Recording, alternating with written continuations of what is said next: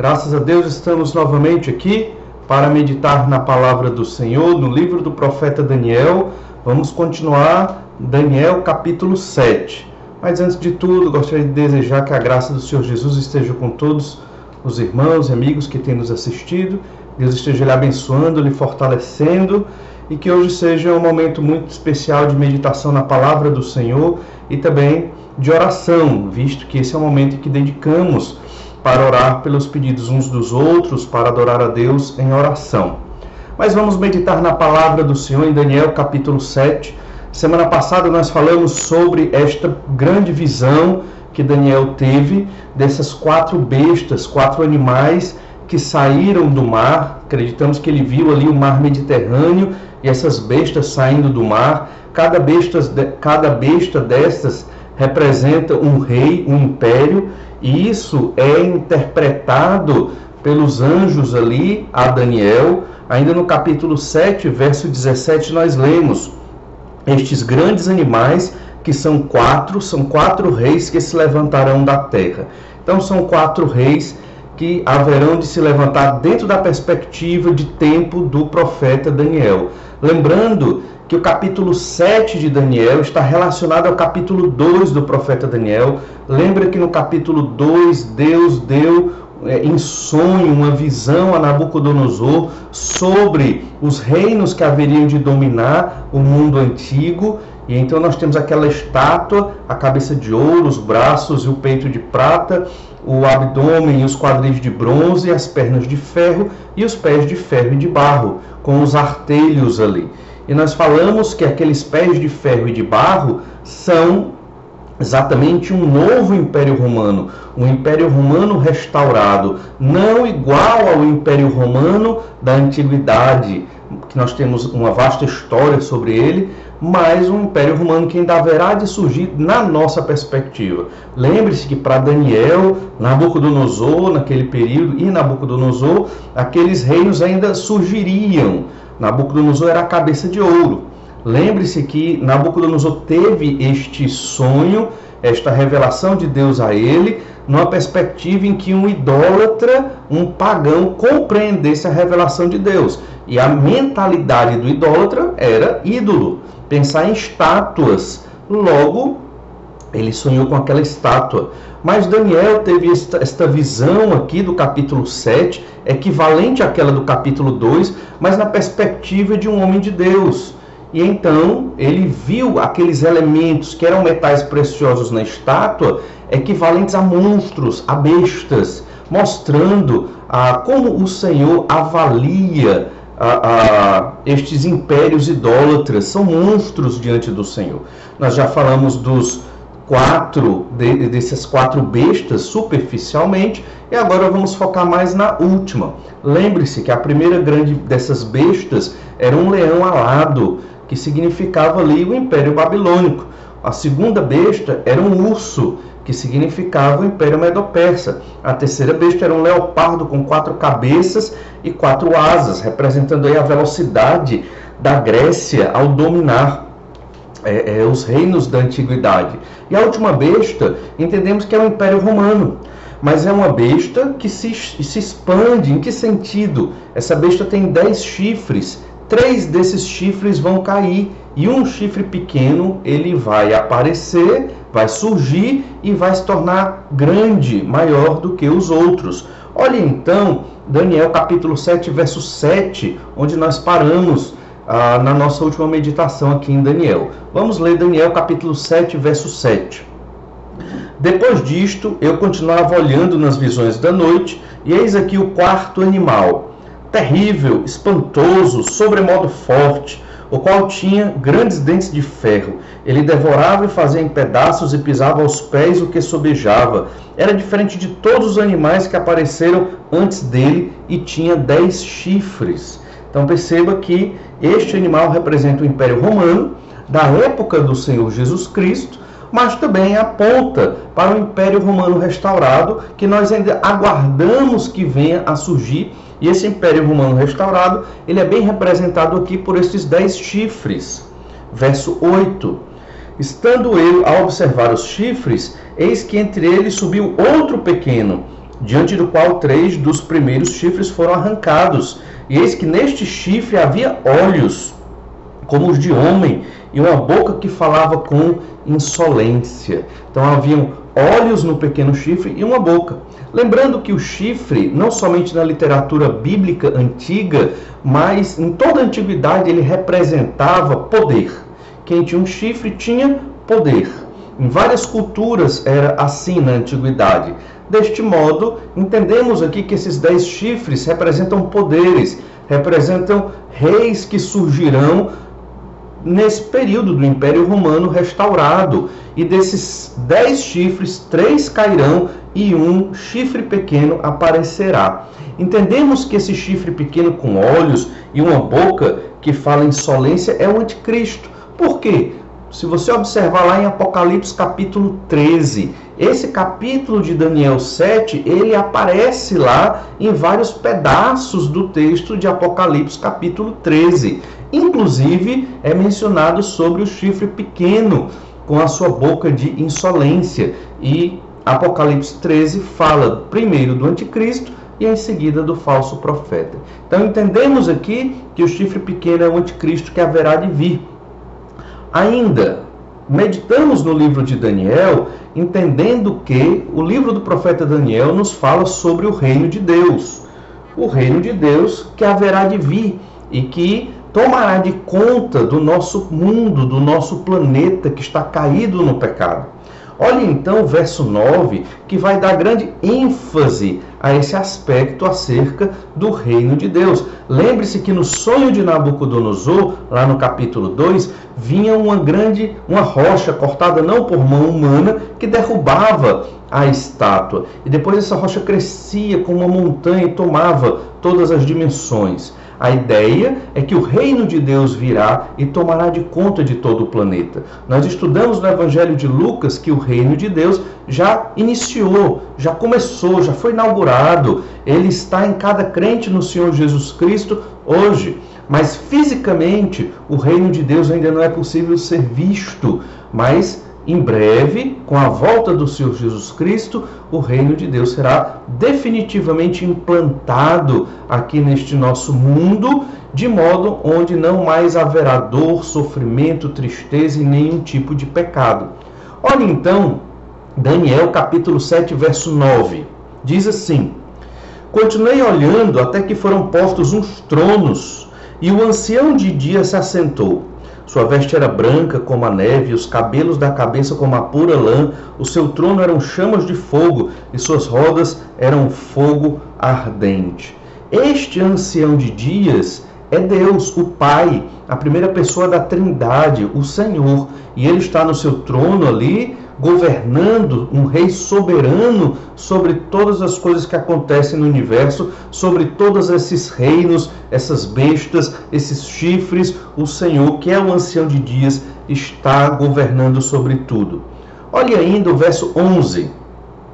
Então estive olhando por causa da voz das insolentes palavras que o chifre proferia. Estive olhando e vi que o animal foi morto, e o seu corpo desfeito e entregue para ser queimado. Esse chifre pequeno, ele fala insolências, é o anticristo que virá, e ele vai promover o mal contra os santos de Deus, contra os servos do Senhor Jesus Cristo.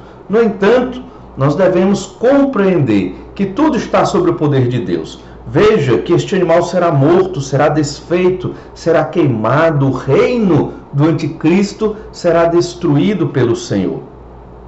Olha ainda o verso 13, como nos mostra a soberania de Deus sobre todos esses eventos. Verso 13.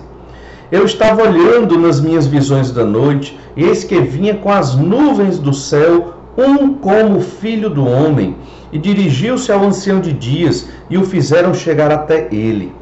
O filho do homem é o título que o Senhor Jesus Cristo muito usa nos evangelhos. O filho do homem aqui é o Senhor Jesus Cristo, e ele vem com as nuvens para estar com o ancião de dias ali. E o que é que vai acontecer? O ancião de dias vai dar todo o domínio sobre todas as coisas ao Filho do Homem.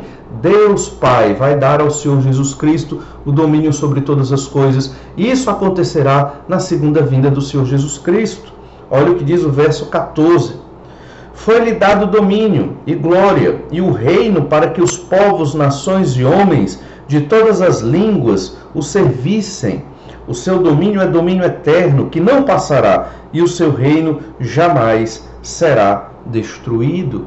Aqui é o reino do Messias, o reino do Filho do Homem. O Filho do Homem é um título messiânico que é dado para o Senhor Jesus Cristo. E Jesus receberá todo o domínio.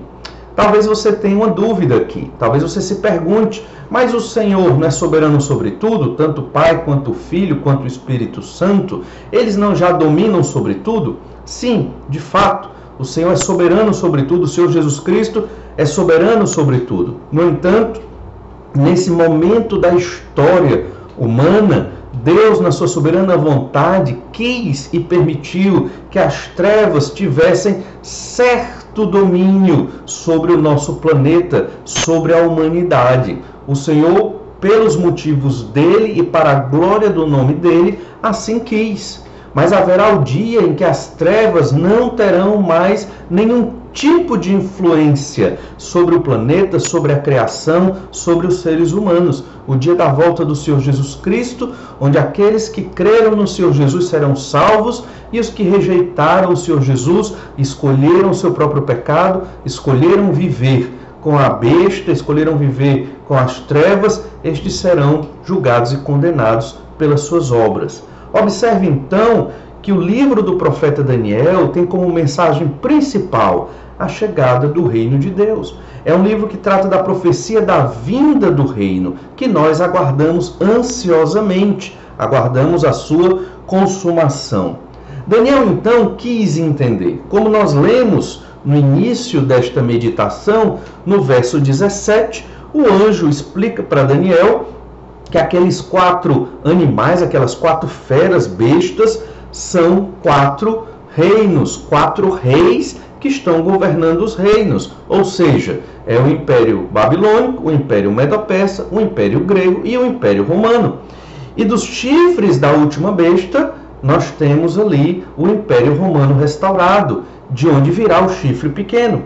Observe então que Daniel se preocupou no verso 19 com a última besta. Por quê? Porque ela era mais relevante na história, porque dela vem o anticristo. Olha o verso 18. Mas os santos do Altíssimo receberão o reino e o possuirão para todo sempre, de eternidade em eternidade. Ou seja, existem esses reinos idólatras, existem esses impérios que dominarão o mundo, existe o Império Romano restaurado que virá e o anticristo. Mas os santos do Altíssimo receberão o reino, reinarão com Cristo. Essa é a nossa esperança, essa é a nossa alegria e felicidade, reinar com o Senhor Jesus Cristo.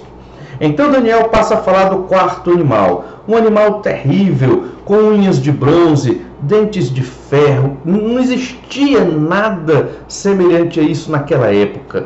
Hoje, em alguns desenhos animados e filmes, nós observamos coisas incríveis, mas naquele período não havia nada nesse formato tão terrível. E então Daniel passa a ter a explicação, ele recebe a interpretação dos chifres. Olha o verso 20 do capítulo 7. E também a respeito dos 10 chifres que tinha na cabeça, e do outro que subiu, diante do qual caíram 3, daquele chifre que tinha olhos e uma boca que falava com insolência e parecia mais robusto do que os seus companheiros. Eu olhava e eis que este chifre fazia guerra contra os santos e prevalecia contra eles, até que veio o ancião de dias e fez justiça aos santos do Altíssimo, e veio o tempo em que os santos possuíram o reino. E aqui é uma referência ao final dos tempos, aqui é uma referência à grande tribulação, aos 3 anos e meio, onde esse chifre pequeno que é o anticristo perseguirá os crentes daquele período. Dentro da nossa escatologia, dessa doutrina tão importante, a igreja já foi arrebatada. Então a igreja não passará por essa perseguição do chifre pequeno, mas os que se converterem naquele período sofrerão essa tão terrível perseguição. Olha o verso 25. Proferirá palavras contra o Altíssimo, magoará os santos do Altíssimo e cuidará em mudar os tempos e a lei. Lembre-se, os santos do Altíssimo são os crentes, são os convertidos. A palavra santos se refere a convertidos aqui. Ainda lendo o verso 25. E os santos lhes serão entregues nas mãos por um tempo, 2 tempos e metade de um tempo. Ou seja, 3 anos e meio. Essa linguagem, 1 tempo, 2 tempos e metade de um tempo, se refere a 3 anos e meio. Os crentes daquele período serão entregues por 3 anos e meio, exatamente a metade da tribulação, que nós vamos estudar isso muito bem na profecia das 70 semanas de Daniel, lá no capítulo 9. Mas aqui é uma referência à grande tribulação, a metade da tribulação de 7 anos. Nesse período, os crentes, os santos do Altíssimo, serão entregues na mão desse chifre pequeno. Deus tem os seus motivos e certamente o nome do Senhor será glorificado. Volte um pouquinho, onde Daniel vai falar ainda desse quarto animal no verso 23. Olha Daniel 7, verso 23. Então ele disse: o quarto animal será o quarto reino na terra, o qual será diferente de todos os reinos, e devorará toda a terra, e a pisará aos pés, e a fará em pedaços.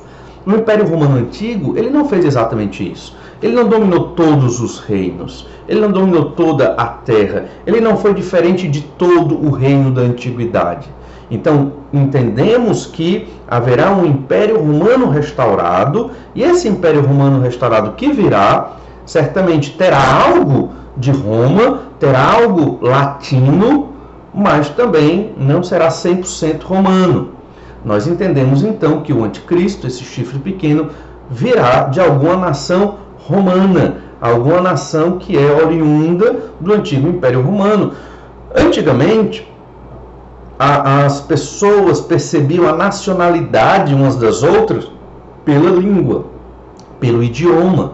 E estudando a língua portuguesa, a origem da língua portuguesa, nós percebemos 3 tipos de România, nome dado nos estudos de diacronia e filologia românica ao Império Romano. Então você tem România Antiga, que é o Império Romano da Antiguidade. România Medieval, que é a expressão do Império Romano, mas não existe mais Império Romano na Idade Média, no período medieval. E a România Moderna. A România Moderna são os países que têm uma língua derivada do latim, ou do latim vulgar, que é a língua a língua matriz, digamos assim, das línguas chamadas neolatinas. Então entendemos que o anticristo virá de um desses países que tem uma língua, uma cultura, algo muito forte do antigo Império Romano na sua cultura. Então nós temos vários países europeus de onde o anticristo poderia surgir. Nós temos até países na América Latina de onde o anticristo poderia surgir. Agora, o anticristo não poderia surgir de países de cultura germânica, de países de cultura anglo-saxônica, de países escandinavos, nórdicos. Por quê? Porque são países que não têm uma ligação muito próxima com a cultura e a língua romana. Agora, lembrando, isso são tentativas de compreender de onde vem o anticristo. E nós entendemos que o anticristo vem, pensando nesta profecia aqui, e também do capítulo 2, vem exatamente de um contexto de uma nação romana. Perceba então que o chifre pequeno é o anticristo. Ele perseguirá os santos do Altíssimo. Mas, verso 26... mas depois se assentará o tribunal para lhe tirar o domínio, para o destruir e o consumir até o fim. Então, ele será destruído, será consumido, será julgado o anticristo e todos aqueles que o seguirem. Verso 27. O reino e o domínio e a majestade dos reinos debaixo de todo o céu serão dados ao povo dos santos do Altíssimo. O seu reino será reino eterno, e todos os domínios o servirão e lhe obedecerão. Mais uma vez o reforço, dizendo que o reino de Deus será implantado, que o Senhor terá o domínio sobre tudo, e os santos do Altíssimo reinarão com ele. Irmãos, esse é o capítulo mais importante do livro do profeta Daniel. Ele sintetiza toda a escatologia, desde o período em que Daniel estava ali no Império Babilônico, até o período que ainda nem aconteceu, até o que ainda vai acontecer com o novo Império Romano, o Império Romano restaurado e a chegada deste anticristo. Que Deus nos abençoe, nos conforte com a sua palavra, que entendamos que apesar das dificuldades e sofrimentos que enfrentamos aqui, o reino do Senhor será implantado. O Senhor Jesus Cristo voltará e reinará por toda a eternidade e nós reinaremos juntamente com Ele. Que Deus te abençoe, te fortaleça em tudo. Vamos orar e pedir as bênçãos do Senhor. Pai, muito obrigado. Te agradecemos pelo teu amor, pela tua graça, pela tua bondade, pela tua verdade nas nossas vidas. Ajuda-nos, ó Pai, a partir de textos como esse do livro do profeta Daniel, a termos cada vez mais fé nas tuas promessas, na tua profecia, ó Pai, a profecia que o Senhor revelou aos teus santos profetas para chegar a nós, para nos trazer entendimento, esperança e força na tua palavra, para perseverarmos em fé até a volta do Senhor Jesus. Tudo isso pedimos no nome do Senhor Jesus. Amém. Deus abençoe a todos e até breve.